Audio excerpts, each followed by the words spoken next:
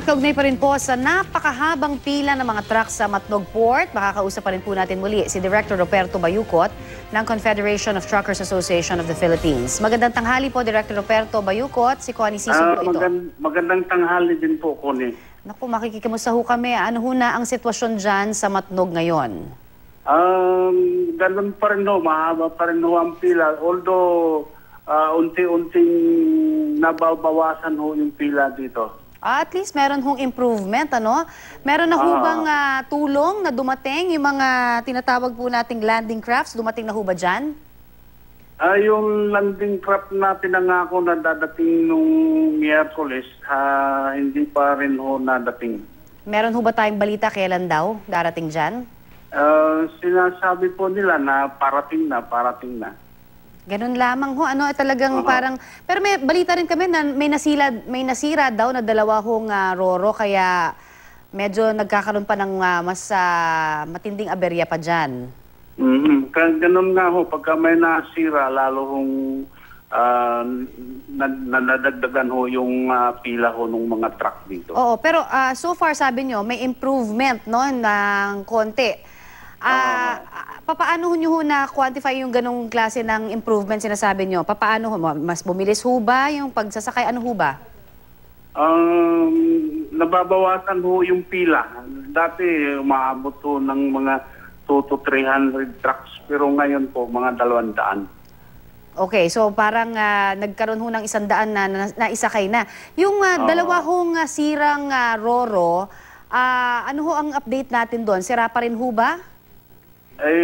Inaapura naman po na maging operational. Baka by tonight makabiyahe na po ito. Okay. Meron din ho tayong mga impormasyon na talagang marami ho sa mga pahinante, mga truck drivers ang nagrereklamo dahil pa rin po sa gutom, uhaw, at syempre yung mga palikuran na hindi ho nila alam kung saan nila pupuntahan at walang-wala talaga dyan, ano? Kamusta na ho sila? Yun nga po ang kahilingan namin sa local government ng Matnog. Kung maaari, mabigyan po kami ng temporary truck holding area na kung saan po pwedeng pumarada yung mga truck. Oh, wala pa rin ho. Nanawagan tayo nung isang araw pa niya na. Wala pa rin ho ba nakikipag-ugnayan sa inyo mula po sa lokal na pamahalaan? Wala pa rin po. Pwede ho ba natin i-announce? So, paano ba natin na... o kayo mismo, hindi ba nyo balak pumunta mismo doon na sa mga mayor dyan para ho makipag-ugnayan na? Ano ho bang ginagawa naman ninyo? Siguro gagawa po kami ng formal request sa kanila na kung maaari. Kasi hindi lang po ngayon kailangan. Dapat ho mayroon talagang area na kung saan pwedeng pumarada yung mga truck pagka nagkaroon ng ganyang breakdown ng mga ferryboat. Oo, I agree. Long term dapat ito, hindi lang ito pang pansamantala ngayon lamang, ano.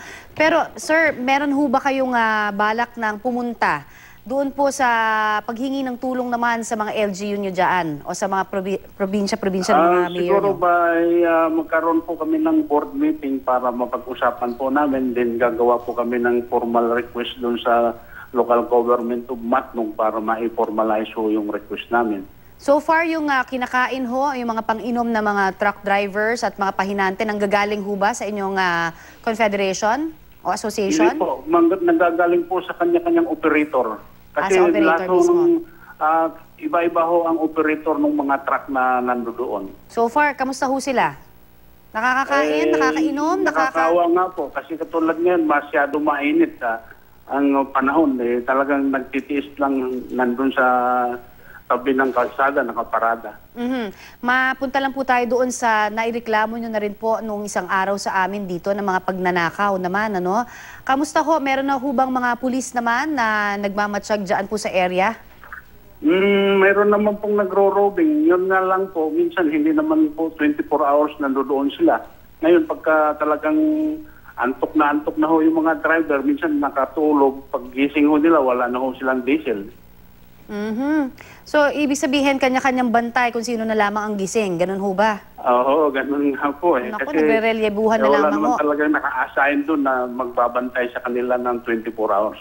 Alright, Director, pwede ho kayo muling manawagan. Hopefully, may makarinig ho dun sa mga nasasakupan naman ng area na yan, kung saan napakahaba pa rin. Ano? Sabihin na nating umikli, pero mahaba pa rin. Mga ilang days pa ho yan, yung mga sinasabi ninyong 200 trucks kaya?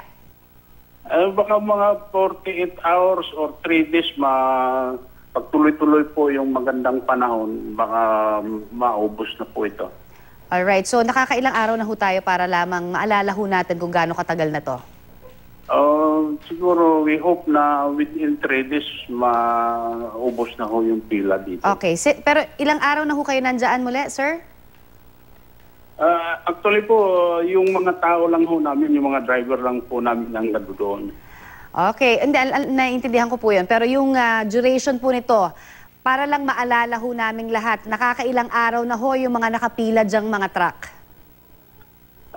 Yung iba ho, 4 days na po Yun na nga. nakaparada. So, isang linggo. Yun naman pong, ha? Parang magiging isang linggo ho kung 3 to 4 days pa, no? Ang inaasahan natin na magsistay po sila dyan. Opo, ganun nga po. Eto na ho ba, sir, ang pinakamatagal? Kung sakasakali na Mas mag-aantay? matagal po yun noong panahon ng Yolanda. Mas marami naman. po ang, mas mahaba po ang pila noon. Oo, pero wala hong wala ho ngayong kumbaga katulad ng Yolanda na 'di ba ganung kalaking trahedya naman. Ngayon parang 'di ba normal lang na operasyon ito, sir. Hindi, nagkaroon tayo ng bagyo kaya Opo. po may araw na walang biyahe. Kasi That's right. Pero hindi ho ferry ganun po dyan, devastating, kumbaga. So, kumbaga, ito ho parang dapat talaga magawaan na ng paraan. So, hopefully, sir,